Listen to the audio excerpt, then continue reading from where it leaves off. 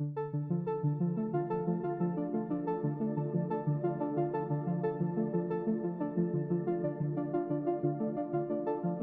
back to Third Phase of Moon, Blake Cousins, and it's 2021, and it's my pleasure to share with you our first episode for the year. It's an incredible interview via Dr. J and Graham Hancock. They break down the ancient civilization theory, including theories you've never heard before. Buckle up, everybody. It is 2021. Enjoy this first segment from Dr. J and Elias. And be sure to check out the full interview on his channel after you watch this.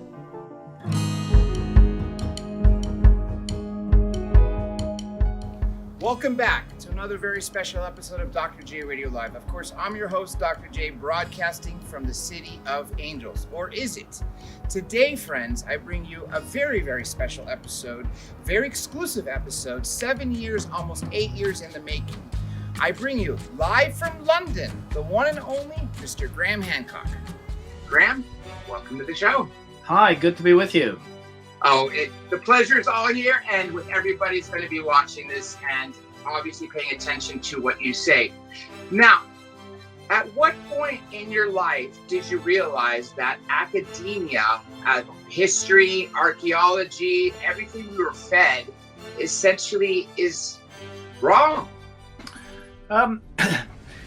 It was a surprise, actually. I drifted into this field of inquiry, namely an alternative view of history, by accident. Way back in the 1980s, I used to be the East Africa correspondent for The Economist. I was a journalist, and I was based in Nairobi, in Kenya, and I traveled widely in the region. And one of the countries on my beat was Ethiopia. And in Ethiopia, I came across a puzzle. It turns out that Ethiopia claims to possess the lost Ark of the Covenant, as in Raiders of the Lost Ark. Sounds like a very fanciful claim, but then I found myself on one of my trips in the city of Aksum, outside a barred enclosure surrounding a small chapel, and spoke through a translator to the monk who is responsible for that chapel. And he said, yes, we have the Ark of the Covenant in here with the tablets of stone inside it. I thought it was just a great story. I thought there's a really interesting story to tell here, and I started slowly to look into it. And what I discovered was that actually this claim to possess the Ark of the Covenant is fundamental to Ethiopian Christianity. And that in itself is odd, because the Ark is a pre-Christian relic. Indeed, every church in Ethiopia, there's more than 20,000 of them.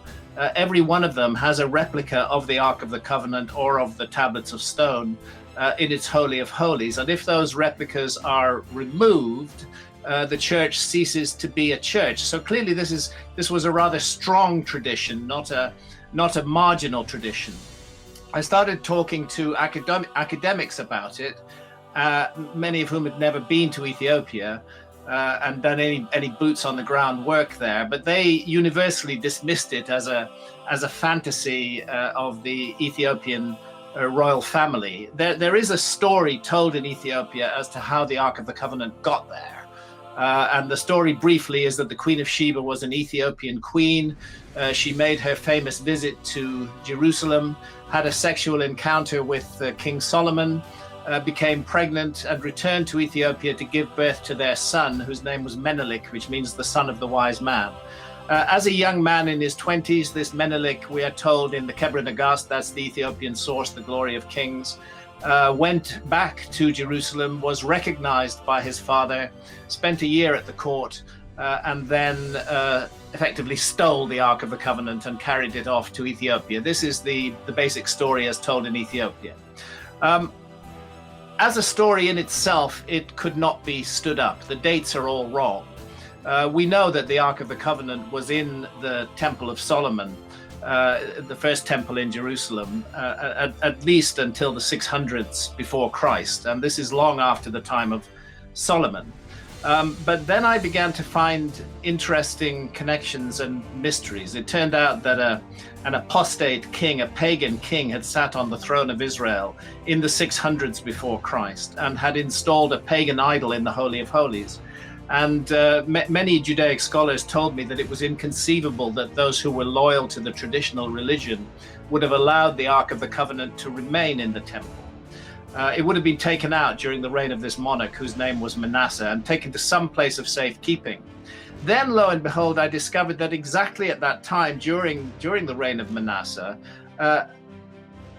a Jewish temple was built in Egypt on the island of Elephantine, near the modern city of Aswan. And this temple is not just some sort of fantasy. It's an archaeological site, which was in the 1980s and 1990s being excavated by the German Archaeological Institute. There's no doubt whatsoever about its existence. The mystery is why it was ever built there in the first place. But it made sense if it was built as a place of refuge for the Ark of the Covenant. Again, to cut a long story short, this is fact, not speculation. That Jewish population on the island of Elephantine remained in place for another 200 years until the 400s before Christ, at which point there was a conflict with the Egyptians and they were driven out. And it's thought this was because they were sacrificing rams, and the deity of the island of Elephantine is Khnum, a ram-headed deity. No evidence that they were massacred, they were just driven out. No evidence that they went north through a hostile Egypt. A lot to suggest that they went south following the Nile River system. The Blue Nile ends up in Ethiopia. It ends up in its sources in Lake Tana in Ethiopia. And that is the heartland of people who are known as the Falashas. They call themselves the Beta Israel. These are Ethiopia's indigenous Jews. And they practice an Old Testament form of Judaism. They don't have rabbis, they do have priests, they don't recognize the Talmud, they do have the Torah, as though they were frozen in time from the Old Testament period. And they had their own story about how they had brought the Ark from Elephantine to Ethiopia in this time of turmoil, and suddenly all the pieces fitted together. It made a very strong, in my opinion, circumstantial case. And I was just astonished by the derisory manner in which academics just completely dismissed this without actually doing any legwork or really considering the story closely. In other words, the Ethiopian claim to possess the Ark of the Covenant may be based on fact, not the fact in their national epic, but a solidly researched series of historical clues. That was the time when I began to realize that we can't take everything academics say at face value, that they have a vision of the past, they have an idea of the past, and all too often their work is to make facts fit into that pre-existing vision, even if it involves distorting and bending and twisting and actually ripping up those facts. And I carried that skepticism of academia into my later work. The book that I wrote about Ethiopia's claim to possess the Ark of the Covenant is called The Sign and the Seal, A Quest for the Lost Ark of the Covenant. It was published in 1992. But I followed that up in 1995, with what is probably my best known book, which is Fingerprints of the Gods, which is a quest for a lost civilization. What I carried with me was my skepticism of academia. During the research for The Sign and the Seal, I had to go to Egypt for the first time, and I found myself in front of the Great Pyramid, this 6 million ton wonder with a 13-acre footprint, 481 feet high, just a perfect monument. And academics are telling me it's built as the tomb for a specific pharaoh in the 4th dynasty. And I thought, hang on, this is just them again, sticking us with their preconceived notions and not really examining their evidence. There's no evidence that the Great Pyramid was ever intended as a tomb. Its purpose is much more complicated, much more mysterious than that.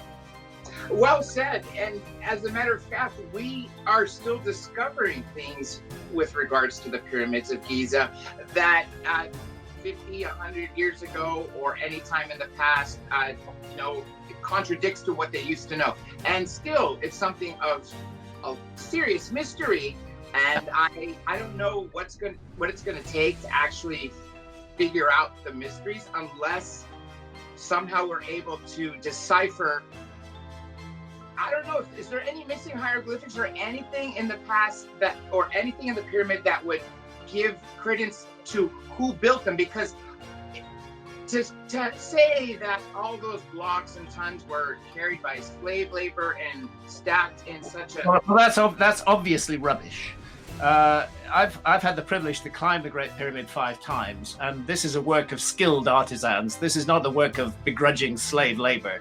This is the work of people who were masters of their craft in every possible way. Everything about that monument is perfection. And while we may not find texts which tell us about it, it is in itself a form of document or a form of text. The fact that it encodes the dimensions of the Earth on a scale of 1 to 43,200. Measure the base perimeter of the Great Pyramid, multiply by 43,200, you get the equatorial circumference of the Earth. Measure the original height of the Great Pyramid, multiply by 43,200, you get the polar radius of the Earth. Actually, academics know this, but they, of course, believe it's a coincidence. I can't think of anything less coincidental, since the scale used is a scale defined by a key motion of the Earth itself, and that is the precession of the Earth's axis, which unfolds at the rate of 1 degree every 72 years. 43,200 is a multiple of 72. So right there in its architecture, in its design principles, the Great Pyramid is telling us that it was built by people who knew that the Earth is a planet, who knew the dimensions of the Earth, and who understood the key motions of the Earth. And that is way beyond anything that is supposed to have been available in Egypt in the 4th dynasty. Let me be clear, however, I do not seek to divorce the Great Pyramid from the ancient Egyptians. The Great Pyramid, in my view, is a multi-dimensional project. I think that certain parts of it are deeply prehistoric, notably the subterranean chamber, which is cut down through solid rock 100 feet beneath the base of the pyramid. I would trace that back, that very ancient sacred shrine, in the original primeval mound, because the Great Pyramid is built around a natural hill about 30 feet high. I think that was a sacred site going back more than 12,000 years ago.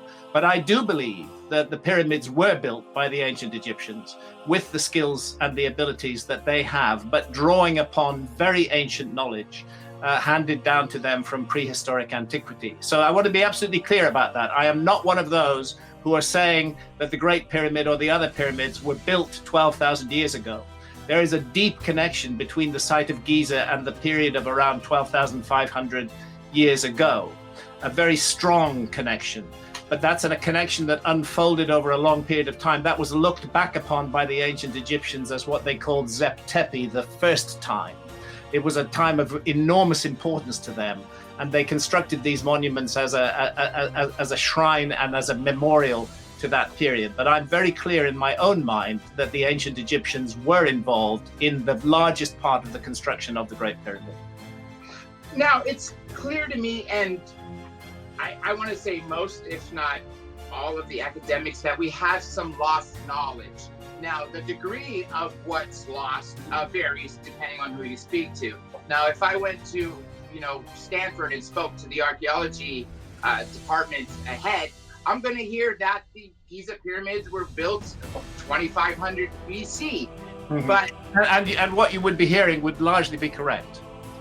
Okay, so with regards to ages, what ages that are in history books or in archaeology books of other structures, such as the Pyramid of Giza, Göbekli Tepe, which is fairly new discovery, which ones do they say a certain year that they estimated to be built but are actually wrong? Well, Göbekli Tepe's construction date is really solidly established because, fortunately, the makers of Göbekli Tepe turned it into a time capsule. It was created around 12,000 years ago, a little bit less than 12,000 years ago, let's say 11,600 years ago. And that site then ran for about 1,000 years, and then its builders completely buried it beneath what looked like and was taken for thousands of years to be a natural hill. Göbekli Tepe actually means the pot-bellied hill in the Turkish language, but that wasn't a natural hill. It was an entirely man-made hill. The entire site was covered up, decommissioned, and passed forward to the future as a time capsule. I'm very satisfied with the dating of Göbekli Tepe at around 11,600 years ago. I see no reason to dispute it or to consider it older. That's a very interesting date. That date, 11,600 years ago, marks the end of a geological epoch called the Younger Dryas, which began 12,800 years ago. So you have 1,200 years from roughly 12,800 years ago to 11,600 years ago of absolutely cataclysmic turmoil on this planet. And there is a growing body of evidence supported by more than 60 leading scientists in the earth science and geophysics fields that what happened was that a very large comet entered the inner solar system, probably as much as 20 or 30,000 years ago, on an Earth-crossing orbit. However, the comet did not initially impact the Earth. What it did, what almost all comets do, is it began to fragment into multiple fragments until those fragments produced a debris stream that was 30 million kilometers wide, with little filaments of debris within it, some of them containing very large bits of the comet, some of them containing much smaller bits of the comet. And the evidence is that in that period between 12,800 and 11,600 years ago, the Earth's orbit intersected several of these filaments, and there were repeated bombardments of the Earth by fragments of this former giant comet. And when I say giant comet, I mean an object that would originally have been about 100 kilometers in diameter, but which broke up into multiple fragments. Everybody knows comets do this. We all remember Shoemaker-Levy 9 hitting Jupiter in 1994. The tremendous damage that it did to the surface of Jupiter, and the fact that Shoemaker-Levy 9 broke up into 21 fragments before it bombarded that planet. So something similar happened to the Earth. There were a series of impacts in that period that is called the Younger Dryas. There was huge climate change. There were massive sea level rises. This is the time of the extinction of the megafauna, the saber-toothed tigers, the woolly rhinos, the mammoths, the mastodons. They all went down during the Younger Dryas. And I would suggest that we lost track of a much more advanced than is normally given credit for, a much more advanced human civilization at that time. Yes, there were hunter-gatherers in the world at that time. I would say the majority of the world's population were hunter-gatherers, but there were also much more advanced peoples who we would recognize as a true civilization today. I'm not saying they were flying to the moon or building trains, but I am saying that they had an advanced knowledge of the cosmos, very sophisticated information, and they were capable of creating enormous projects. And Göbekli Tepe, which I've had the privilege to visit many times, is a truly astounding and incredibly ambitious piece of megalithic architecture on an absolutely enormous scale. What it ties into with at Giza is the Great Sphinx. I've said that I believe the pyramids were at least completed and substantially built by the ancient Egyptians themselves on the basis of a legacy of knowledge from the deep past. But the Great Sphinx comes from that time that the ancient Egyptians called Zeb Tepe the first time. The Great Sphinx is a work that was created during the Younger Dryas between 12,800 and 11,600 years ago, exactly like Göbekli Tepe. With regards to lost knowledge, one great thing that me and you and several other people that have paid attention, with regards to the placement of the pyramids, they align to our solar system, to planets, right? And wouldn't that be No, not to my knowledge. I've never come across that notion that they align to any particular planets. What the three Great Pyramids of Giza do is they represent on the ground the three stars of the belt of the constellation of Orion. And here's a curiosity, because of this phenomenon that I mentioned, the wobble on the axis of the Earth that's called precession. Because the Earth is the viewing platform from which we observe the stars, the positions and rising times of the stars in the sky over periods of thousands of years change very, very, very gradually. And one of the mysteries of Giza is that the patterning as above, so below of Orion's belt on the ground in the form of the three Great Pyramids is as those stars looked 12,500 years ago, approximately. However, there are narrow shafts cut through the body of the Great Pyramid, which point to 4 stars, 2 in the southern sky, 2 in the northern sky, and they lock into those stars in the epoch of 2500 BC, 4,500 years ago. So there's a very complete time scan there, which is what the pyramid is saying to us is, we remember the date that you call 12,500 years ago, but we also remember the date that you call 4,500 years ago. They're an interdimensional project connecting those 2 dates, in my opinion. This is just my view. I'm not claiming this is fact, but it's based on 30 years of work in this field. And by the way, we must pay credit to Robert Bauval with his 1994 book, The Orion Mystery. Robert put on the map the Orion correlation, the very powerful evidence that the 3 Great Pyramids are modeled on the 3 stars of the belt of Orion.